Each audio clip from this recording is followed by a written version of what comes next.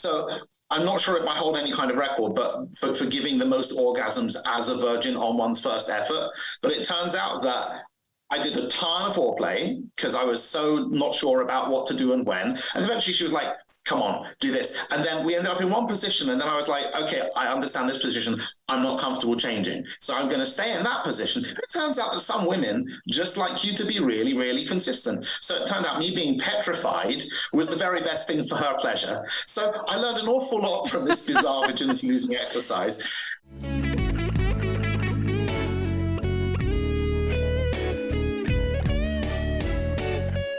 Welcome to Secrets of a Sugar Daddy. Here's your host, Marcus. Welcome to another episode of Secrets of a Sugar Daddy, the number one sugar dating podcast in the world, where we pull back the curtains on the good and the bad, and Lily, the shocking, the ever so shocking stories of sugar dating. Mm-hmm. But you don't really have many shocking stories this week because you've been hunkered up with your guy. Oh, I have a couple of shocking. Oh, you do? Stories, but we have a guest, so I know we have a guest. We don't need to hear my shocking stories. Just let me hear it a little bit real quick before I get into all of my announcements. It was a little shocking to learn that my previous sugar daddy is now dating someone who's guested on our show. That was a little shocking. Dating is a strong word. Okay, well, are they not spending a weekend together for Labor Day? That's a date, sir. That's a date. You know, I told you that in confidence. It's okay.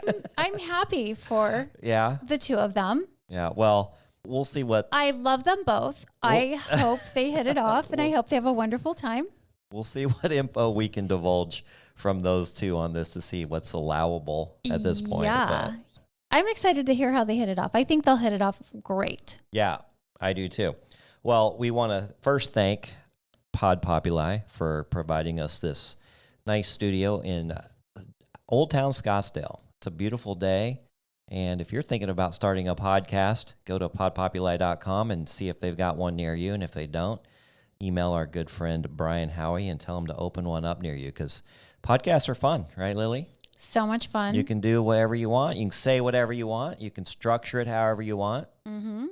Now, it's a free-for-all. It is. Now, if you have a delusion of making money from it, no, actually you can grow it. Our numbers are just going crazy. I was showing somebody yesterday, our first month 2 years ago. We started in August 2 years ago. Now, we released 3 episodes on Labor Day weekend, but our first month we had like 430 downloads. Wait, when's the anniversary of the first podcast? Yeah, you know what? I guess I'll have to look that up, because we actually released 3 at a time when we launched, and it was Labor Day weekend, I remember, but we recorded them in August. So your anniversary is coming up. Yeah, we're pretty much here. But anyway, we had like 430 downloads for the entire month. We are trending at 15,000 downloads per month right now.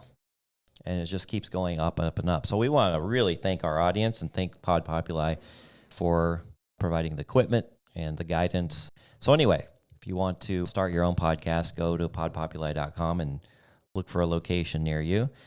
And then second, don't forget to register for our big party. It's coming up. I'm already seeing Halloween things in the stores. I went to Home Depot today, and I'm smelling the cinnamon spice brooms, that they have around the holidays. Yeah. I'm like, starting to smell like fall. It's starting to smell like Christmas. I've already been to the Spirit Halloween store and bought costumes for my grandchildren. That is really quick. So it's coming up quick. Our party is the weekend of Thanksgiving, and you'll definitely want to enter that because we are starting to get some really good entries in. We just got one yesterday, and I might bring this one up in my extra sugar, some of the fun things that she told us what one of her craziest sugar dating stories was. And I read it to Lily. And it was crazy. Yeah, it was a lot of fun. So maybe I'll reveal that one on our extra sugar coming up. Or maybe I've already revealed it because this one is a little bit of a delay. But yeah, definitely you want to listen to the extra sugar. Sometimes we get to things that I don't have time to on the show. But I don't want to delay too much because we have a guest, and he's a long way from here. He's in another country. He wrote me a email. Actually, wrote me a couple of them, and I'm not going to get into it because it was kind of long, but it sure got my curiosity up. And I sent it over to Lily. And what'd you think? I'm ready to hear his story. So he's dated across many countries in many different languages, which can be quite challenging. I know that, I've dated Spanish girls, girls that speak Spanish, and that's challenging. Oh, I've also dated somebody that spoke Russian, but she spoke decent enough English that we were able to communicate, but it was difficult. And then her accent was so tough that I was just struggling the entire time during our meet and greet to understand what she said, and it was so exhausting. So you just said, enough talking. Let's get jiggy with it. Well, actually, I wasn't that attracted to her, so I just left it at that. But so anyway, our guest wrote me a couple of emails, and we're just going to let him talk about his story. And he's been traveling a lot. So welcome, Manny. And Manny, you're in Buenos Aires right now? Yes, I am. Well, welcome to the show. And you're European, right? Yeah, you'll tell from the accent that I'm originally British. Originally British. I went and saw one of your folk in... Your accent's awful. Well, I didn't want to say it. It's terrible. But I did go see a British singer last weekend. That was amazing. And who would that be? Take a guess. You seem to be a fan of Vegas, so I'm going to say Adele. Yes. That was easy guess. I love her songs, but her as a performer was amazing. What I always find amazing about Adele is the difference between her accent when she speaks and her accent when she sings. Exactly. Yeah, because she chopped off her words and she had a very thick British accent. And I'm not sure what part of the country she was from, but it was definitely different than other British accents that I've heard. And she had a potty mouth, and so it was really funny. And just knowing and seeing pictures of her when she was a nanny being discovered to what she looks like now, it's not even the same person. I was out yesterday on a date with a girl, which I'll probably tell you about, and she described Adele's spoken English as being that of a truck driver. There you go. We love truck drivers. Like an angel, speaks like a truck driver. Yeah. All right. So, Manny, a little bit about your history, I guess a little bit about your background to kind of get us caught up of how you got into sugar dating and stuff. You are how old? I am in my mid-40s. Your mid-40s. And yeah, the way that I got into it was that I was a very late starter when it came to women in general. I grew up in, I think this seems to be a very recurring theme on your podcast, but a traditional house, small religious background, and definitely being extremely casual was somewhat frowned upon. I had a lovely nuclear family with wonderful parents, and to me that was the model of what a relationship was supposed to look like. And it was a great model, but in many ways it was so perfect that it sort of prevented me from wanting anything less than a lovely romantic relationship with the one. And I spent all of my teens and all of my 20s looking for and not finding the one, and not wanting to sleep with anyone who wasn't the one. So having wasted all of those years, I then realized that maybe there were many ones and everyone else seemed to be having a lot more fun than me. So I came to the game extremely late. And I think that's partly how I fell into sugaring. I ended up having quite a lot of success also fairly, I would say, late in my career. I was a failed entrepreneur for the first 15 years that I tried. And then everything suddenly started clicking about 4 or 5 years ago. And that led me to think, well, I now know what sex is and I definitely enjoy it. I want to be in some kind of relationship, but also I love this nomadic lifestyle that I have. I live between 5 or 6 different countries in the average year. So I have a home in Athens, I have a home in Tel Aviv, I have a home in London. I spend a lot of time in Buenos Aires, I spend a lot of time in Paris. So I kind of live between all these wonderful places. And there was no one woman to share all of that with. And for various reasons, I'm not that into the idea of having kids. And so I was trying to find this middle ground between hookups and relationships. And I came across Seeking and thought I should probably give that a try. And then I found that limited financial success that I had had at that point didn't take me very far trying to do sugar dating in, say, New York. but my spending power was really strong in cities like Athens or Buenos Aires. So I had a natural advantage. And I thought, well, this might be an interesting way of doing things. So you have to make the best with the assets that you have. And what I also found was that there was this rich seam of women for whom actually it wasn't even about the money. They were just looking for a guy who could give them experiences that local guys couldn't. Take them to the best restaurants, whisk them around in a car, go to the opera, have a box at the ballet, things that actually for me don't cost a huge amount of money, but for them were just these magical evenings that they could never expect to have with your average local guy of their age. So it turned out that I didn't even have to splash around the cash. And that's somewhat relevant to my story because especially as a late starter, one of the things that all of my mates were telling me all the way through my 20s, when my virginity was a subject of conversation over beers almost every week. And they just go to an escort, go to just get it done. Like, it's not a big deal, get it done. But for me, once I'd understood that there was no such thing as the one, I still had, and I think I was right to hold out for this, I still had the idea that at least the first time you have to do entirely on your own merit, because it's a matter of your own self-esteem. That's certainly how I felt. And actually, I had one of the best virginity losing stories of anyone that I know, I think.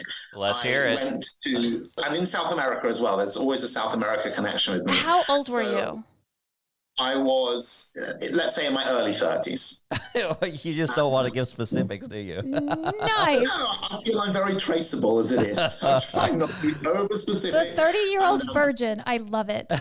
Absolutely. Yes, the prequel. So I was in Brazil and I went out to a bar and there was a very cute girl there and she came up to talk to me and I thought, oh, it's my lucky day. And it turned out that she was seeing if I spoke enough Portuguese to speak to her much less attractive friend over there. So I said, I don't, but you seem nice, let's chat. And I'd heard about how forward Brazilian women were. And after about 10 minutes, I found what I thought was a really cheeky excuse to kiss her. And then I was grinning because I was so happy that I'd made this really, what by British standards was a super forward move. And she giggled and said, you could have done that 7 minutes ago. And I thought, okay, I like Brazilian women. And then my friends came to see where on earth I was, because it turned out I hadn't even seen the time fly. I'd been making out with her for about half an hour. And they came to see where I was. And she said, oh, your friends are here. Oh, I guess you have to go. Listen, here's my address. Just come round in 2 hours.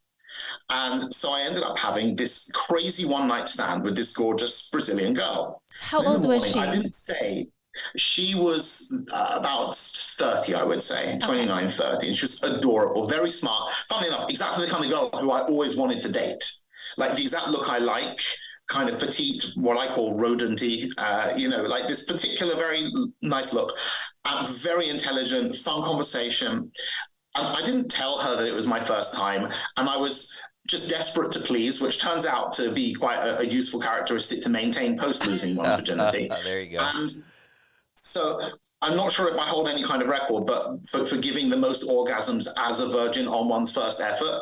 But it turns out that I did a ton of foreplay because I was so not sure about what to do and when. And eventually she was like, come on, do this. And then we ended up in one position. And then I was like, okay, I understand this position. I'm not comfortable changing. So I'm going to stay in that position. It turns out that some women just like you to be really, really consistent. So it turned out me being petrified was the very best thing for her pleasure. So I learned an awful lot from this bizarre virginity losing exercise. Anyway, it actually got even better because the next day where she said, I think I need to take you out for breakfast.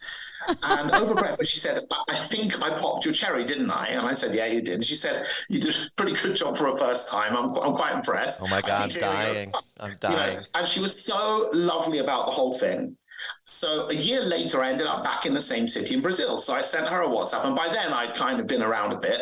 And I sent her a WhatsApp and said, listen, I've learned more than one position now. Can I show you what I've learned?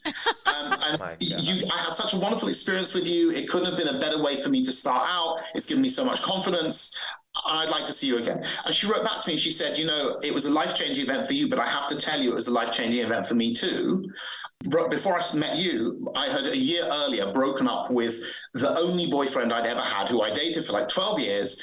And then I basically shagged a different guy every week ever since, because I just didn't know how to get over him. And you were the first guy where I just felt so connected and so close and so intimate. And I realized that actually what I needed to do was be in a relationship. And I'm now living with the guy who I'm going to get engaged to and get married to. So you changed my life too. There you go. So it was the best virginity losing story. And that's that's the kind of thing that should happen to everybody because it just makes everything feel so much more comfortable. I have a really weird question. Go on.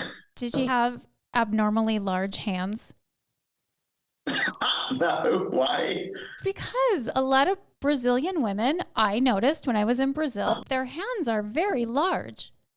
That is a very weird question. I'm sorry. That's a specific question.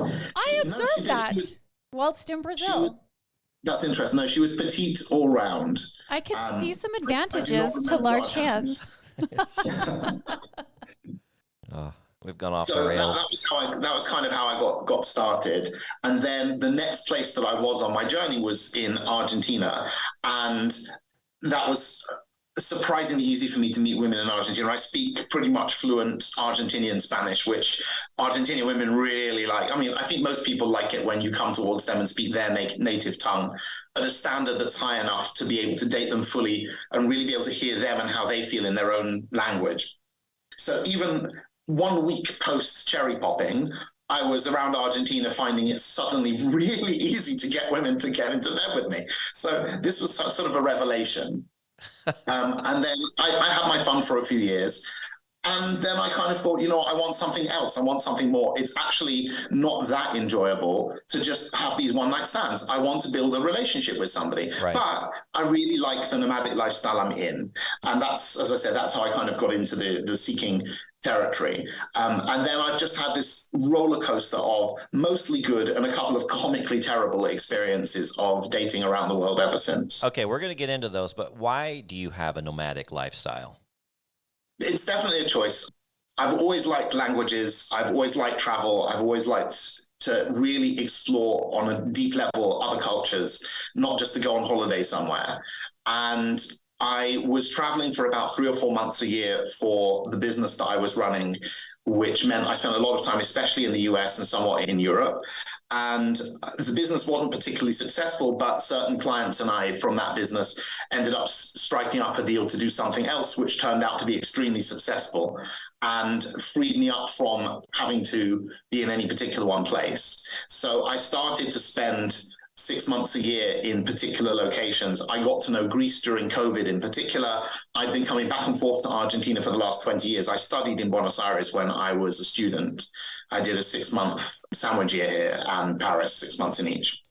So I was coming back to Paris and Buenos Aires every year for a few weeks at a time.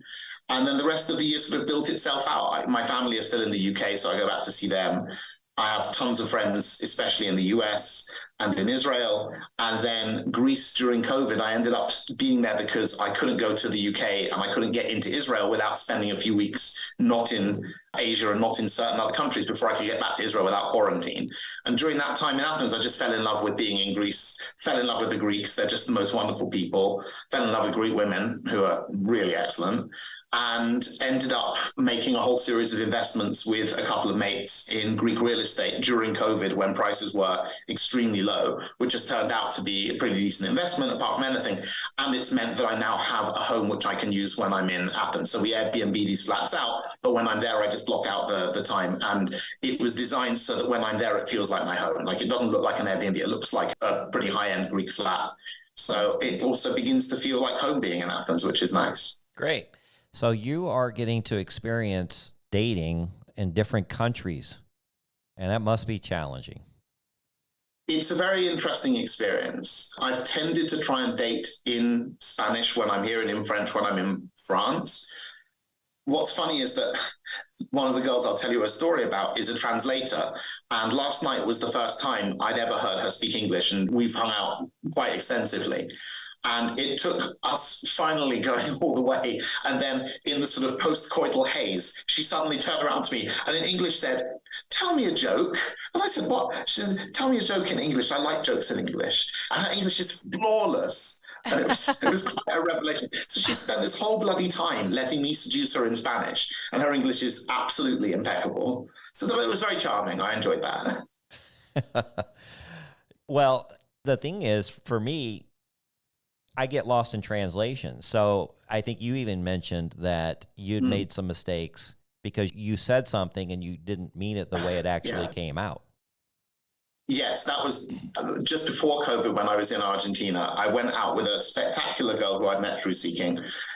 straight away, she was someone who said, I'm not interested in PPM. I'm not here for an allowance. I just want nice experiences. These are the kind of things. So I said to her, give me a wish list. What is it that you've always dreamt of doing in this city that just no one's been able to show you? And she gave me a list, and we started to go on dates and tick off these different things. And then there was some point where, we were, everything had happened. We were sleeping together. It was all really nice. And then after about maybe the fifth or sixth time that we met up, I used the phrase that I'd heard somebody else use in Spanish, where you say, oh, we should do something, sí o sí. And I thought it just meant kind of, we should definitely do this, right? But not like an imperative. And it turns out that it was really like a hardcore instruction. And she just went kind of quiet on me. And then I felt this sort of change in the tone between us. And then she was a bit evasive about meeting. And then I kind of realized something wasn't right. And eventually I wrote to her and she said, I just didn't like the way you spoke to me like that you used this phrase. And then I realized, oh, okay. And I explained it to her, but by then sort of the magic had gone and I was on the verge of leaving. She sort of, the last week we should have had together, it just got burnt in this lost in translation expression. So that was really a lesson learned, to just be a little bit more tentative about using phrases that you're not totally sure of. So how are the Russian girls? Well, I've had some very interesting experiences there. My Russian is definitely not good enough to do any more than maybe order a coffee and show a border control officer a passport. So I'm definitely dating in English with Russian girls. But I found that there is just something culturally lost in translation. So there was a girl who I met about 2 years ago on Seeking, and because of COVID, we didn't meet up. At that point, she was stuck in small town Russia and trying to get out because of COVID. And then the Ukraine war happened, and then she was trying to get out because of the Ukraine war, which she definitely is not in favor of on the Russian side. And we've been talking, and eventually she managed to get a student visa to live in Europe. And then I realized that was where she was. And then I happened to be in Paris for a weekend. So I just wrote her and said, do you want to just come and join me in Paris? I'll cover your flight, just come along. And there was never any discussion about any allowances.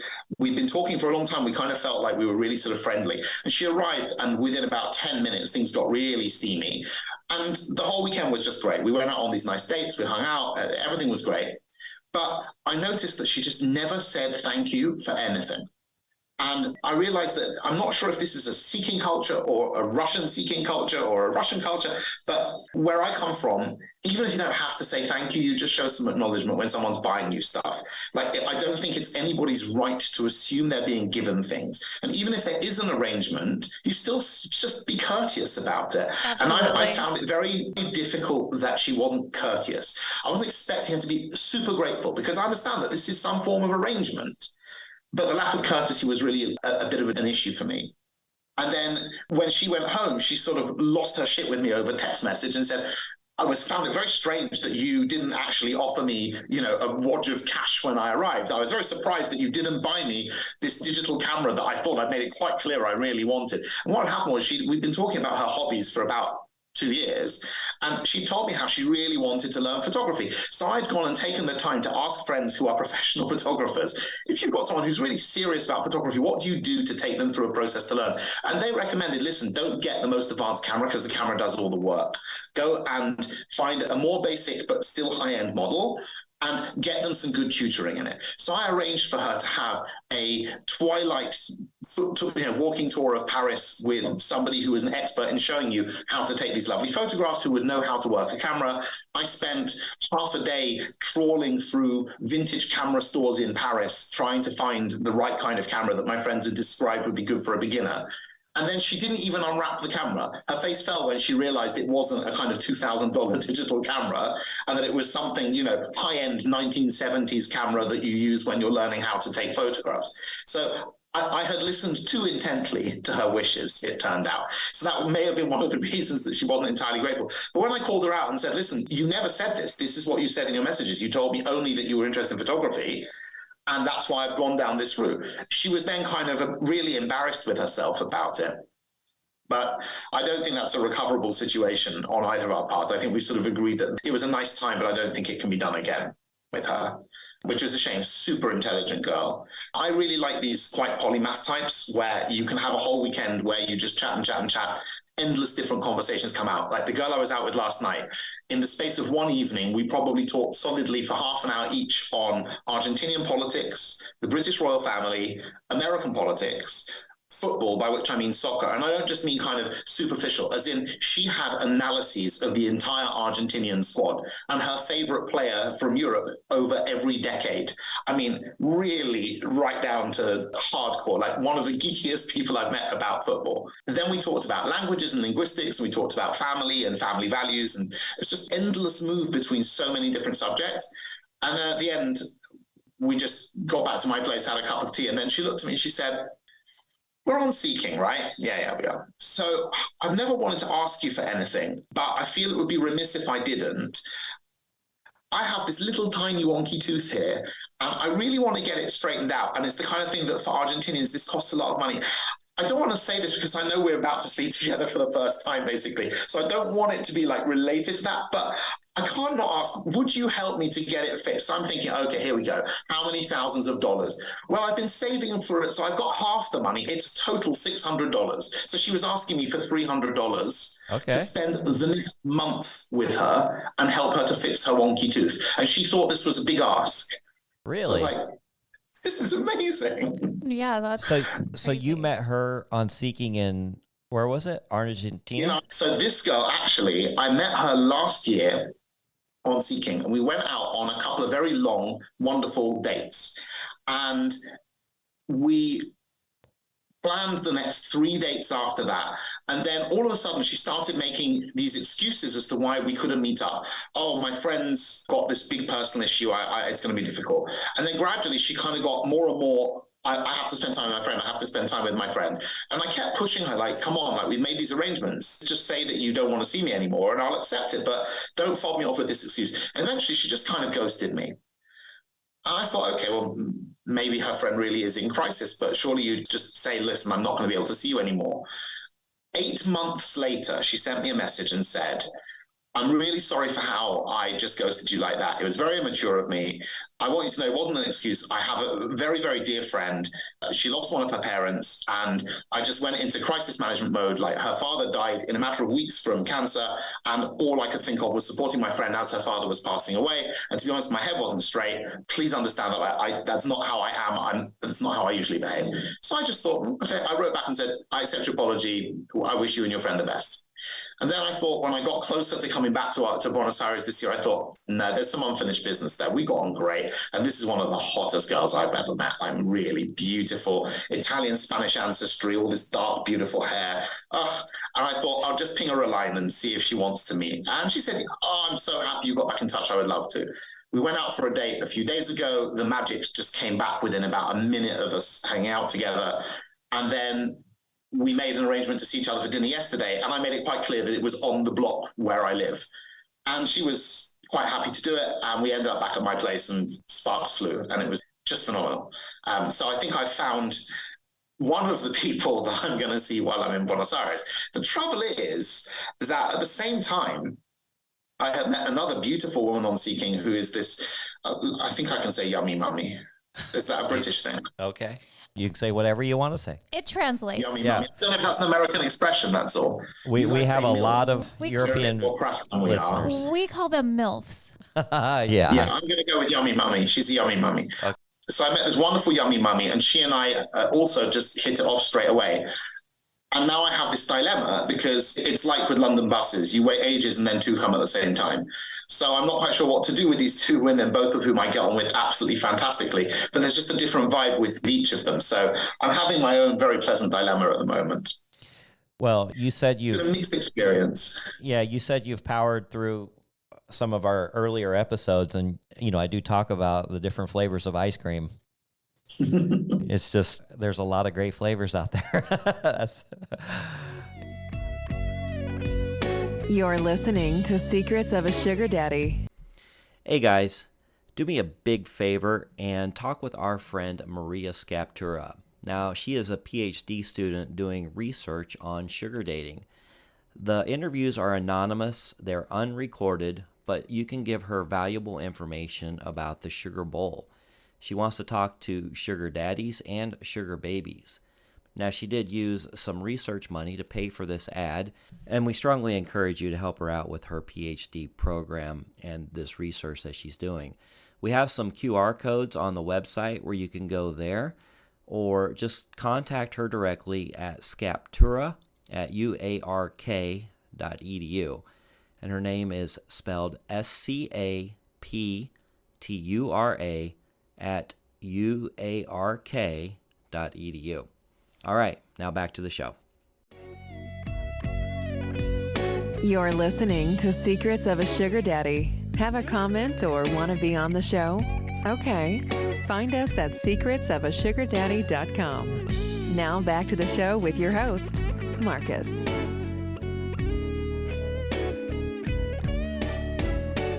How'd you find our podcast? By pure chance, I was just in the mode of thinking about what seeking is all about, and just at some point just put Sugar Daddy into Spotify, and up you guys came right at the top. Oh, yeah. Yeah. We are the Sugar Daddy podcast, that's for sure. Well, Yeah, I was laughing when you said you were number one in St. Kitts in one of the episodes, and I was thinking it probably takes about 12 people on a beach to just tune in at the same time. you know, we faltered to number 2 there the other day. so we're going to have to... Who's number one? What do they know that we don't? Yeah, I don't know. It's something I've never even heard of, but it's so funny. That is one little country. We never go off the charts. You know, when you look at the charts on our ratings, we put out an episode every Tuesday, and then we do an extra sugar on Thursday or Friday.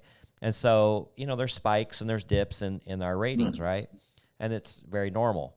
But in St. Kitts, it's just constantly number 1 or number 2. I don't know who's listening to us down there, but we do appreciate you it. guys. What's that? The St. Kitts government should host you guys. I At know. some point. I don't know who's our biggest listener, but there must be more than one down there listening to our podcast. I'd love to visit that island. I've been down to the U.S. Virgin Islands, which is very close to them. I've been to St. Martin, I think, which is very close to St. Kitts. I got stuck for about 2.5 months in Cuba during COVID, which was a great experience. Oh, how was that? I've never been. You know, that's fairly new for us, the travel to Cuba. Well, sadly for me, partly because of the same issue as you guys have had, that's also the last trip that I'll be taking to Cuba for a while. They changed the law while I was there. This was one of Trump's little exit treats, was to put Cuba back on the essentially no-fly list. So now if you're a foreigner and you want to come into the US, if you've been to Cuba at any time since January 2021, then you have to apply for a full visa, even if you're normally entitled to an automatic electronic visa. So I won't go back to Cuba because I like being able to come into the US on my ESTA. So he's done for me on that. But Cuba was it's beautiful. The people are extraordinary. It's an amazing place to go. Absolutely can't recommend it enough to just go and see a different lifestyle. What's amazing is that the people are, when you get to know them, and especially during COVID, when there were no tourists around and when the authorities had bigger fish to fry than to spy on their own people. And as a Spanish speaker, I got to really hear quite a lot about what people really think about living there. And what I find really remarkable, and I think there's a lesson for everybody everywhere, that regardless of what you think of your government, you can have pride in your country and you can have solidarity with each other in a certain way that overrides politics. And I feel like that's a lesson that, especially in the US, but in many other countries, has been lost in the last few years. Did you date anybody while you were there? I tried to. It turned out there was this really cute girl. We've become very friendly, actually. I'm still in touch with her, and she shares the most fabulous bikini shots on Instagram. I tried to date this girl while I was there. She seemed very interested, but she was always just a little bit fickle. Just at the moment that something might happen, there was always an excuse. And then it turned out that about maybe 6 weeks after I left Cuba, her Facebook status suddenly changed to engaged to this dude from Spain. And I was thinking, that's really bizarre. I mean, she could have just said that. Like, we were doing quite well as friends. And it turns out that it's not quite clear to me whether or not it's a sort of marriage of convenience to get her out of there or not. But she now lives in Spain and she seems very happy. And she posts about 50 pictures a day on her social media. And I have never once seen her husband in those pictures. So I'm not quite sure what gives with that. Interesting. I'm assuming they don't have seeking in Cuba. They do. They do. They do. Everybody has a VPN if they want to do anything. Yeah. And everybody, much like Argentina, is desperate to earn some hard currency somehow. So there's definitely a few women on Seeking. It's not a huge pool of women, I wouldn't say. But I had a look out of curiosity, and there were definitely a few people with accounts. When you're on Seeking, how do you filter? Like, what are you looking for? Do you have a type? Well, actually, I forgot to send this to you, to send you my profile, because you can see the way that I try and outline it. I'm not a big fan in general of the sort of PPMs and allowances kind of structure. I'm more of the sort of, let's go on journeys, let me give you gifts. What is it you actually need in your life? And I know that it's a bit stupid, because at the end of the day, buying someone a gift of, say, straightening her front tooth is no different than me giving her $300. What the hell's the difference? But psychologically, for my self-esteem, and I think maybe for some women, that seems to work. So I have described in my profile on Seeking that that's how I feel about it. And there are some women who simply don't read the profile and plow in and try and make contact and then say, oh, my arrangement is, give me $1,000 or whatever. And then I say, listen, I'll refer you to line 4, paragraph 2. But for the most part, I found that I do tend to get women who appreciate that that's what I'm trying to do. And I think I may be one of the few who has enormously benefited from the way that the site has pivoted in the last year or two. I seem to now be exactly who girls want to date up to, which is great. How long have you been on there? So in the way that I'm filtering, I'm just looking for women, I would say, no younger than mid-20s, because otherwise I find they haven't seen enough of the world and I don't have enough to talk to them about. Up to, say, mid-30s, because why wouldn't I? And apart from that, I like the same as most guys. I like an attractive girl who keeps herself in reasonable nick. I mostly like smart women. So I have all the filters on for must have a college education at least. And you can tell very quickly from reading a lot of these profiles whether these women are totally just shallow or not. Uh-huh. And certainly, a little bit of back and forth on the text and you work it out quickly. I'm looking for women with smarts, definitely. What do you think when you see a profile of, well, no, I'm sapiosexual also. It sounds like you are too. But what do you think when you see this word in a profile, platonic? Oh, platonic. Yeah. I mean, I find that's, look, in the end, I suspect there are many guys who, for whatever reason, actually just want some companionship. And if there are girls who are only willing to provide companionship and they can meet the guys who just want companionship, good luck to them. Why not? It's not for me. I have no difficulty making friends. I mean, actually, it's one of the things that I find quite tricky with the whole idea of sort of PPM especially, is that I know what my time is worth. I know what I charge for my time to give advice to other people professionally. And it's a multiple of what most women on this site are looking for a PPM. So I'm thinking, to be honest, I know how interesting and useful time is to be spent with me because I charge for it normally. So now when the boot is on the other foot, I kind of have pretty high expectations of a woman who's going to say, well, you need to pay me money to spend time with me.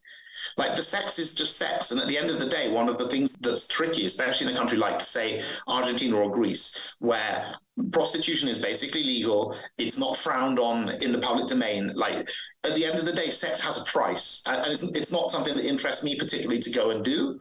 But at the end of the day, once you take the sexual component out of the equation, because it's been commoditized legally and safely in these countries and socially made acceptable, what's the payment for? And for me, that's where it starts to become an interesting question. And so I've never wanted to get into that kind of world. But that's, for me, the other way around. I respect someone who says, yeah, I want to do platonic because I think I'm an interesting enough and caring enough person that you shouldn't need the sex from me. There should be something else and you should be willing to invest in that. Now, have you dabbled in other dating apps? I did. I've done Tinder. It doesn't work for me. Everybody knows the statistics on Tinder. As a guy, unless you are 6'4" and recently out of the army, before which you did your PhD at Harvard, you're not really going anywhere. Oh, and of course you have to work for Goldman Sachs or whatever. Like, those sites don't work for me at all. And I've had a couple of relationships off, let's say, within the community that I originally come from. There are particular dating apps that I've been on, and I've met one or two women through there. I had what turned out to be like pretty tough experiences with those women, especially the last one that I dated. I found that one of the beautiful things about Seeking is people are relatively truthful and relatively truthful early. And that for me is something that's really important. I take a view that I always try to tell the truth, even if it's going to cost me. I found that in the long run, it's a benefit to do so. And I found that I've dated women where, because maybe they're very jaded or they come from a particular background where people are less honest, they're assuming a level of dishonesty of me, and therefore they don't necessarily tell the truth themselves. And then we're talking right across each other because I'm assuming a level of honesty from them because that's how I am. And so I dated one woman, for example, for 3 months before I found out that when she said she didn't want to have another kid, what she meant was, please give me another kid immediately. When she said, I'm quite happy to live somewhere else in the world and my daughter is willing to relocate to these locations which you happen to have houses in, what she meant was, I've never actually had more than a passing conversation with my daughter about that and I have no real intention of moving, and so on and so forth. It was like, okay, that kind of dating style is really not for me. I have to find another way to do this. What's the longest committed relationship you've had? Well, in a straight line, 3 or 4 months. On and off, if you glue together all the bits of it, it probably runs into several months. And actually, it's with somebody who's still one of my dearest friends. And it's probably the person I trust the most with some of my most emotional discussions. And the timing has never worked out. We just want different things in life. She's adorable, but what she wants to do is white picket fence kids, 2.4 children and a 4x4 in the drive. And I want the opposite of all of that. Well, with you traveling so much and living in all these different places, it would be really hard to establish a long-term relationship. But don't you want one? I don't know. I try to be open-minded. I'm not sure that it really suits me. I find that I have a boredom threshold that gets hit really quickly. And I also think that because I only started down this whole road in my early 30s, I'm effectively about 15 years behind where I should be in my development in that regard. So I'm in my early to mid 40s now, but in terms of my dating experience, I'm in my 20s. I don't get hung up on the fact that I've only had a couple of relationships that didn't last a huge amount of time, because if you're in your mid 20s, that would be quite normal, especially in this day and age. Yes, true.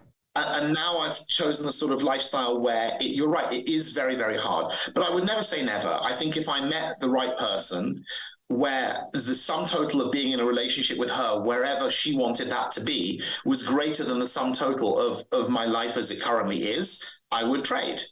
And I genuinely try and keep as open-minded as I can to that possibility. And I date with that possibility in mind.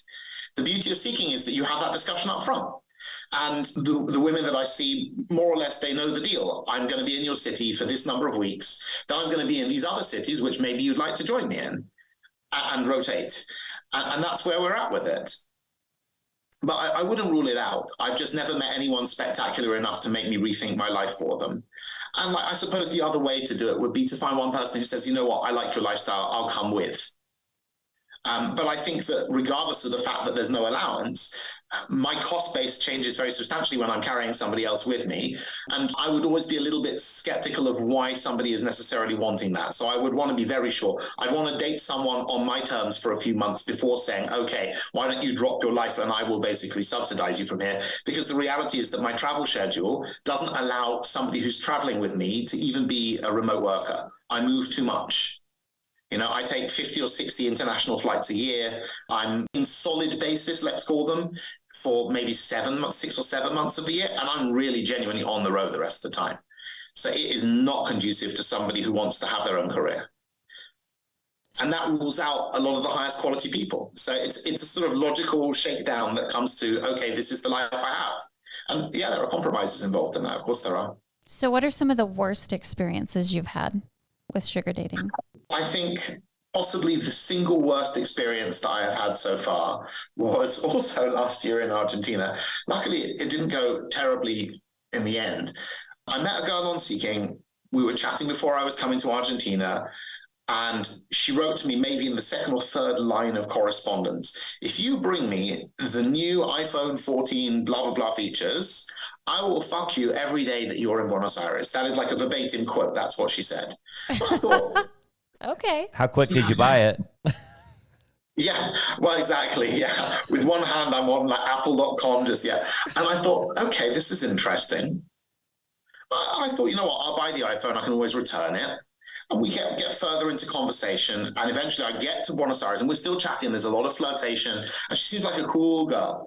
And when I say to her, look, I'm not the kind of guy who just has like meaningless casual sex. Like it doesn't interest me. I like to have a rapport with someone. I'm looking for somebody to hang out with when I'm here. So like, can we go out for a drink? Like, let's go and do something. You don't have to just come over and bang me for your iPhone.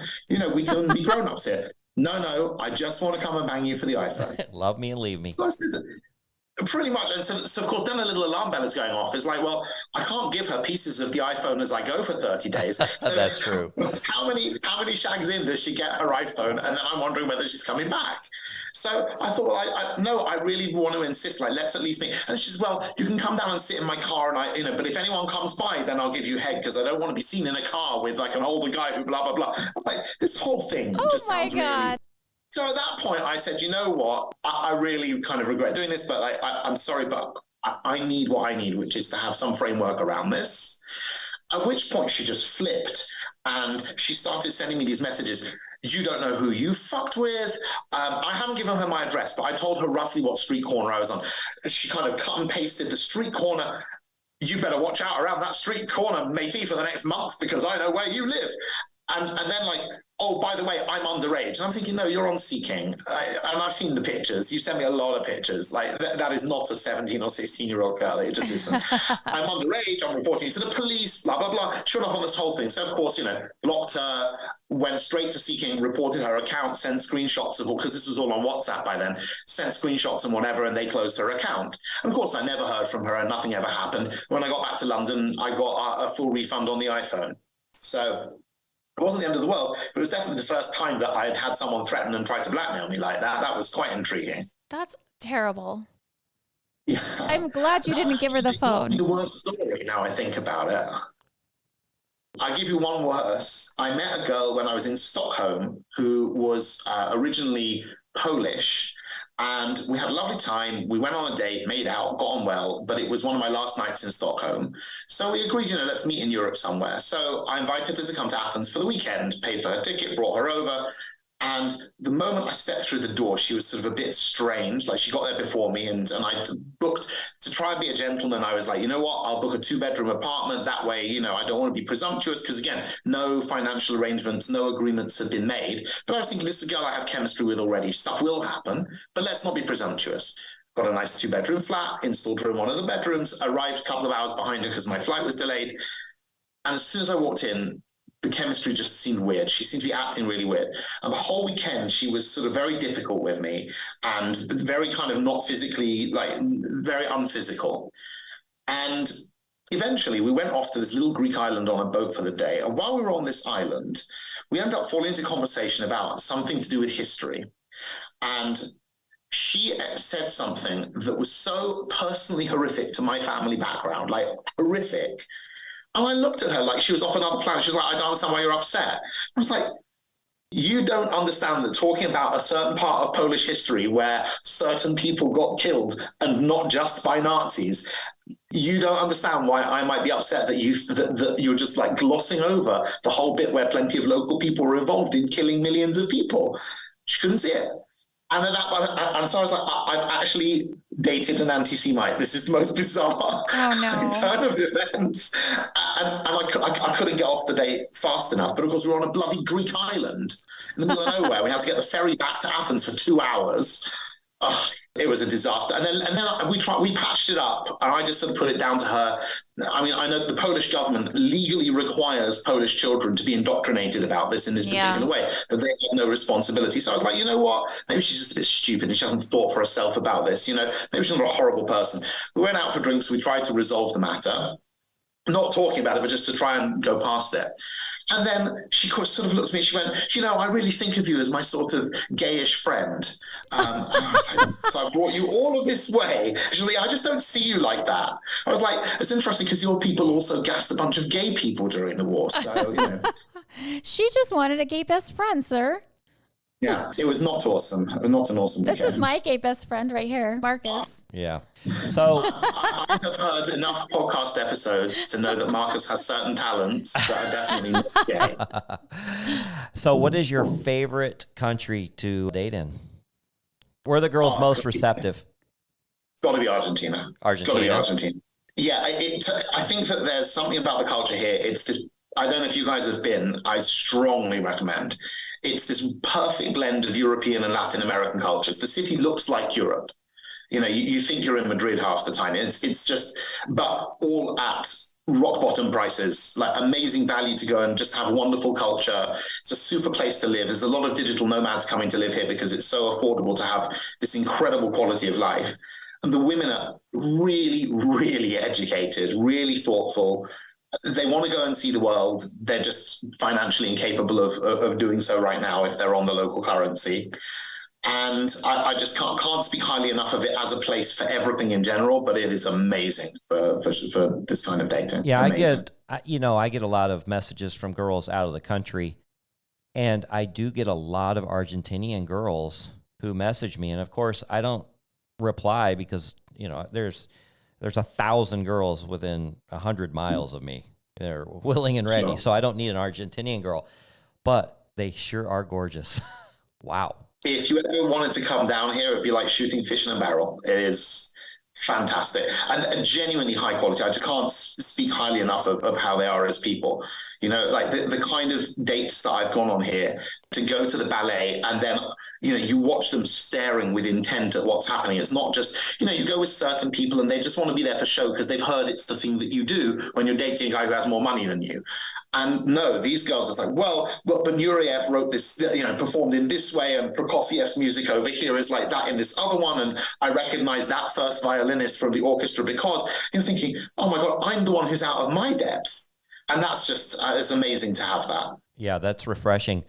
Do you find very many English speakers there? Well, the girls tend not to speak English to a particularly high standard. As I say, I kind of have fallen on my feet because it turns out the one I'm currently seeing is a translator. They tend not to speak good enough English to date in. And they're really relieved when it turns out that I have the Spanish to date them.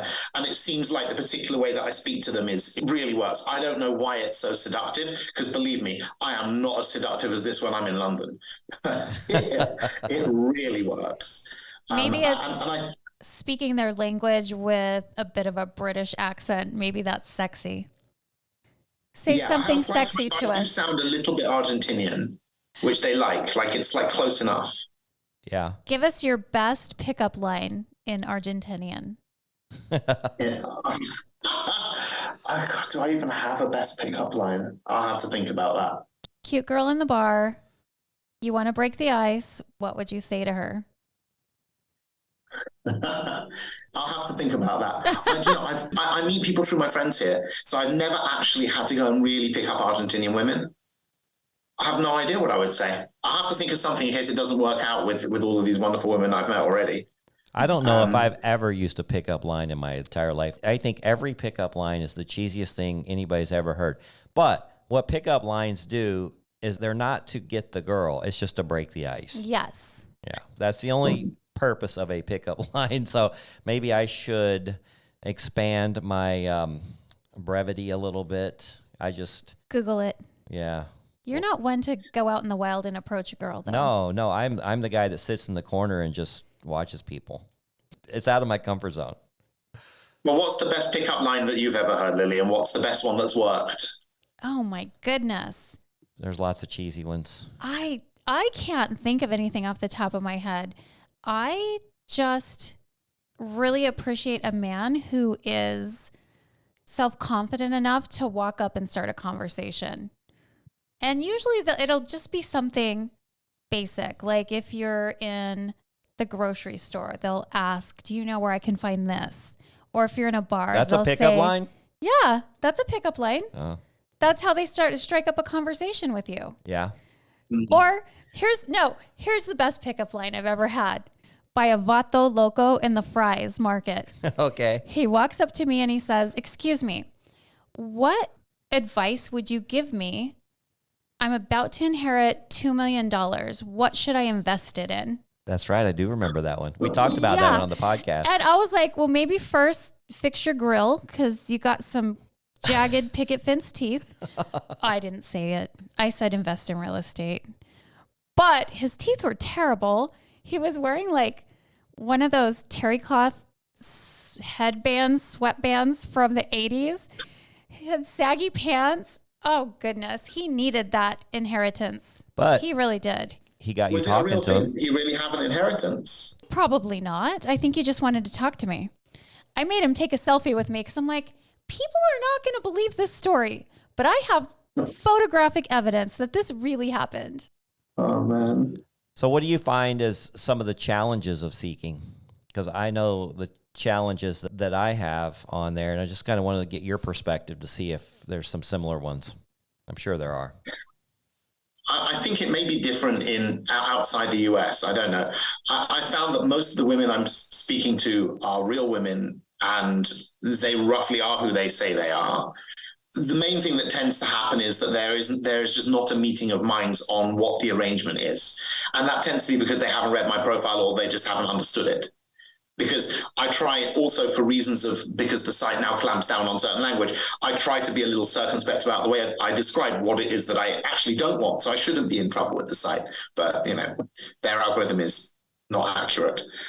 So that's the main thing, that I've ended up getting quite deep into conversation with women, like spending a lot of time and effort just thinking about how to have a proper text conversation, or even speaking to them on the phone, because I try to plan a few weeks ahead of when I come to any particular town.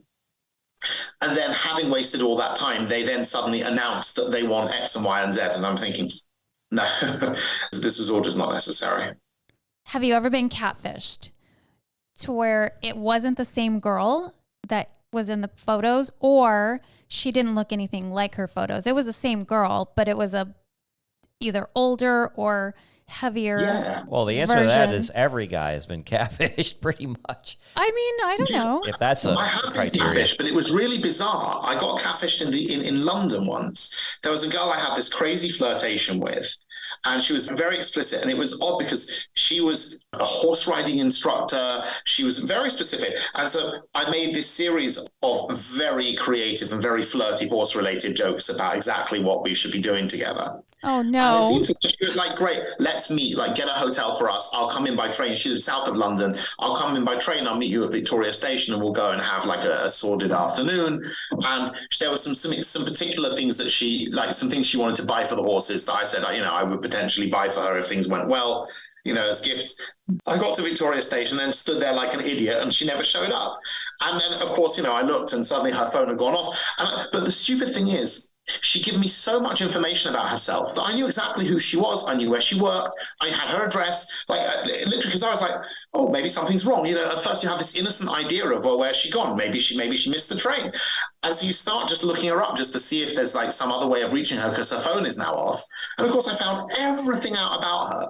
And she had said some really, really sordid things that would be very easy if I was a malicious person to make very embarrassing for her. Yeah. And I was like, bizarre. Like, what was in it for her? This is why I never understand. What is in it for the people who do that?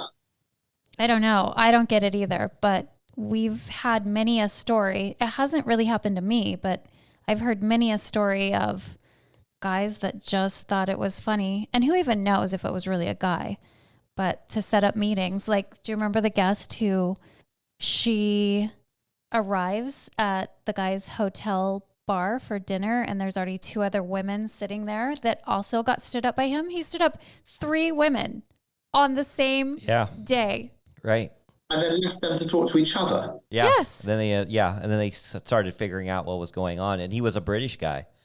So it obviously wasn't me. If there were 3 beautiful women who had any interest in meeting me, I would be meeting them. Right. Yeah, they were so confused. They're like, was it this guy that you were talking to? Yes.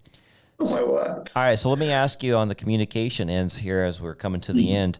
Do you give them a secondary number? How do they contact you? Because you're traveling so much through WhatsApp. What do you use?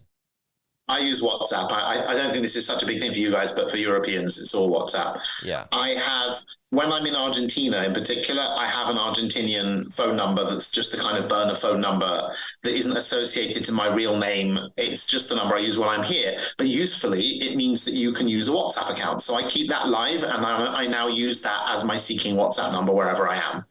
Okay. So it is my real number as far as Argentina is concerned, but it's not attached to me in any particular way. So that's the easiest way to deal with it. And then, there are certain women where as I get to know them, I say, you know what, I'm better reached on a different number because it's the WhatsApp account I check all the time. But yeah, I tend to screen people with that. If you've listened to our podcast any amount of time, you'll know that we are big on being safe and secure, and we recommend a secondary number for everyone. So I just got back on Seeking. I've been off of there almost a year now, and I just got back on, and I've messaged a few people. And I cannot believe how many people have messaged me on their real number. these girls. And now I use White Pages. I pay, I don't even know what it is, $6 or $7 a month, $9 a month. And I get a certain number of lookups per that subscription. And I type in the number and it comes up their name, their address, their email, their previous phone numbers, previous addresses, relatives' names, blah, blah, blah. So it's not always 100% accurate, but this latest go round, I found that when I met them and they gave me their real name, I'm like, yep. Oh, I have a funny story real quick. Marcus got catfished this week. Oh, I've been catfished a few times. It's a never-ending process. We So never learn. That's the trouble. I found this girl, and she had a very unique first name. And it was so unique that all I had to do was type in her first name into Google, and I found her within a minute. And Wow. so she had a very, very unique last name also. And so when she showed up, little party trick. And I of course, then I'm able to find out all of her personal information and this and that. And I knew when she was born and everything. So when she shows up, I see a tattoo and it's got a year. She's got this little tiny tattoo on her arm and it has a year. And so I go, oh, hi, I see you. I see your tattoo. I assume that's your birth year. She's like, oh, yeah, you're very observant. And then I go, hey, can I ask you something? Are you this ethnicity? She's like, oh my God, nobody's ever guessed that before. How did you know? And so she's totally impressed that I was like, that I knew all this about her, but I didn't, lead on that I'd already found her on Google and social media and all this stuff. And But, seen her criminal record. yeah. Oh, yeah, yeah. She's had a little problem with the law lately. But this is good information. I mean, I am glad that I had this information ahead of time. It just helps me prepare for the date, know what I'm getting into. And actually, the date went really well. I mean, the conversation was great and everything. And she kind of, without me bringing it up, she kind of explained off some of the legal issues that she was having, with this crazy ex and blah, blah, blah. And it got a little violent and this and that. So it kind of started making sense of what I was discovering. But I just can't believe how many girls give so much information up front that allows me to have that knowledge. They just need to be more careful. And men, be more careful. When I first started, I was very naive. I was using my real information. I had to learn the hard way. I had a stalker and I learned the hard way. Well, and I'm not the stalker you're talking about, but I'm the first guy you met in person. Yeah. But I already knew your last name. I knew where you worked. I knew what town you lived in, everything. Because it was so easy for me to look up on the real number. Yep. So, word to the wise. Most of the girls that I'm meeting, they're definitely using their real numbers. For sure they are. Yeah, word to the wise. All right, anything parting you want to leave us?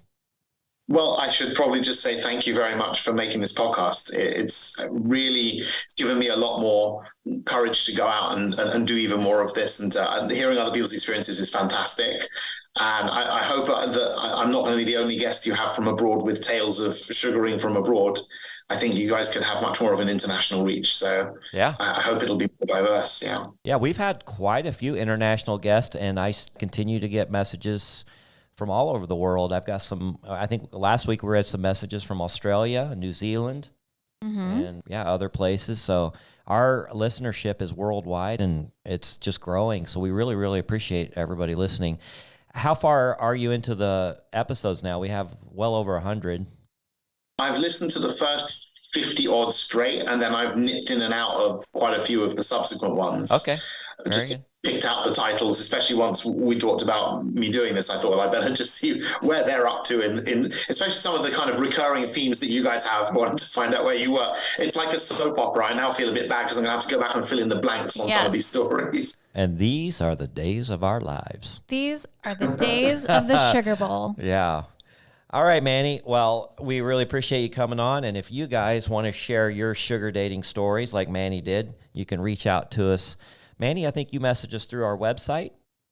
You went to our website, secretsofasugardaddy.com, or you can go to Instagram. Lily and I both get those messages very quickly, like ding, instantly. Do you get them, Lily, right, on your phone?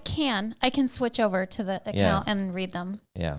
So reach out to us and share those, or if you have any questions or comments. I've got a few people messaging me quite a bit asking us for advice, and they're in some really interesting sugar dating situations. And, as long as we have time, now as our listenership grows, we're getting more and more messages, so I may not get back to you as quickly, but as we have time, I don't mind answering those.